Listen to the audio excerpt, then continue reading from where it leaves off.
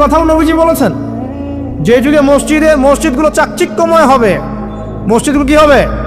চাকচিক্যময় হবে, হেদায়েত উঠে যাবে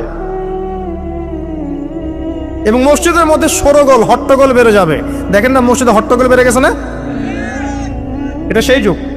তো যেটা বলছিলাম প্রিয় ভাইরা, যে নিচের হাতে অভ্যস্ত না, উপরের হাতে অভ্যস্ত হতে হবে। এই কারণে এই যে একটা হাদিসের কথা শুরু করলাম, যে আনসার সাহাবী কারা ছিল? যারা মুহাজির সাহাবীদেরকে আশ্রয় দিয়েছে। এখন এই সাহাবীদের মধ্যে একজন ইন্তেকার করেছে, তার লাশ যখন রাখা হচ্ছে তখন নবীজি বলছেন মাথার দিকে মাইয়েতের আসে কি? সলাত।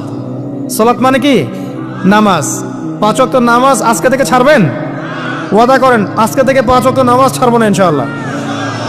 একটা হাদিস খালি বলি, মান তারাকা সালাতান মুতাআম্মিদান ফাকাদ কাফারা, মান তারাকা সালাতান মুতাআম্মিদান ফাকাদ কাফারা।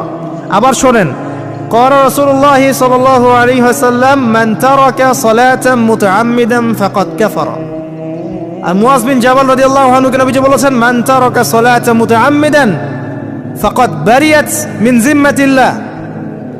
যে ব্যক্তি নিজের উপর ফরজ নামাজ ছেড়ে দিল সে কুফরি করলো, সে কুফরি করলো, সে কুফরি করলো। মুয়াজ বিন জাবালকে নবী সাল্লাল্লাহু আলাইহি ওয়াসাল্লাম বলছেন যে ব্যক্তি ফরজ নামাজ ইচ্ছা করে ছেড়ে দিল সে ব্যক্তি আল্লাহর জিম্মা থেকে মুক্ত হয়ে গেল। নামাজ ছাড়বেন প্রিয় ভাই? 5 ওয়াক্ত নামাজ জামাতের সাথে ইনশাআল্লাহ। এই যাকাতই হচ্ছে আপনার ইসলামিক অর্থনীতির মূল ভিত্তি। কিভাবে জানেন? ব্যবসা এবং যাকাত এটা কি করে?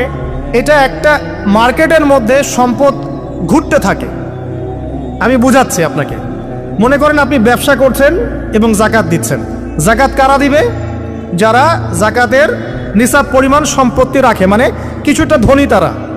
তো তারা ব্যবসা করছে মাশাআল্লাহ। ব্যবসা যখন করে ব্যবসায় কি থাকে? লাভ থাকে, লস থাকে, লাভ থাকে, লস থাকে। লাভও হতে পারে আপনার, লসও হতে পারে। আর সুদে কি? শুধু লাভ, লস আছে, লস নাই। পার্থক্য বোঝেন। এখন ব্যবসা যখন আপনি করবেন, এই টাকা বা মূল যে ক্যাপিটাল যেটা বলে অর্থনীতির ভাষায়, এটা মার্কেটের মধ্যে সার্কুলেট করতে থাকবে। আজকে আপনি ধনী, লাভ করেছেন, কালকে লস করবেন, এই ধন আরেকজনের হাতে চলে যাবে।